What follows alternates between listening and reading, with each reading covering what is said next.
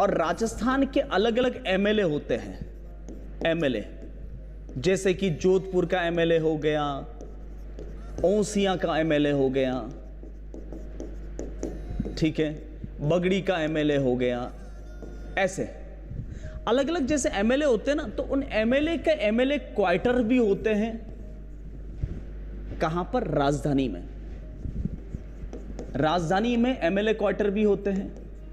जैसे कि आपको जयपुर में एमएलए क्वार्टर पता होंगे, क्योंकि एमएलए जब जाएंगे वहां पर तो रुकेंगे कहां? जब विधानसभा सत्र चल रहा होगा तो वैसे के वैसे एक चीज मैंने नोटिस की कि पहले जो रियासत होती थी जैसे मेवाड़, तो मेवाड़ के जितने भी ठिकाने होते थे, मेवाड़ के जितने भी ठाकुर होते थे, उनको आप एमएलए ही समझ लो उस समय के।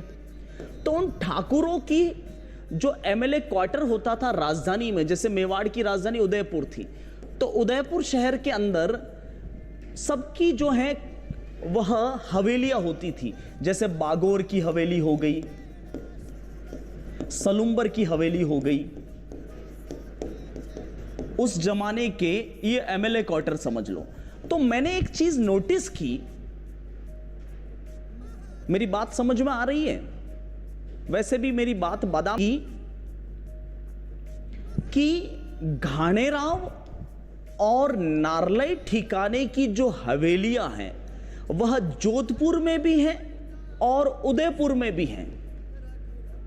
अब यार ये कैसे संभव है? ये तो वही वाली बात हो गई कि जोधपुर के एमएलए का एमएलए क्वार्टर जयपुर में भी है और गांधीनगर में भी है।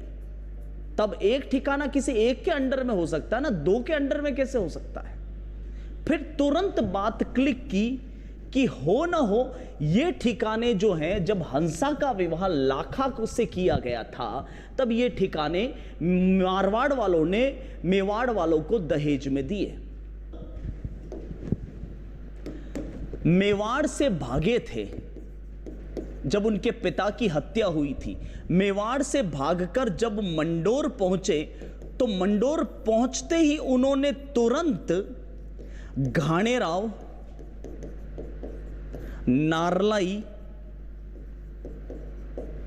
और सांडेराव पर हमला क्यों किया? ये ठिकाने तो उन्हीं के थे, तो हमला करने की आवश्यकता कहां पड़ी?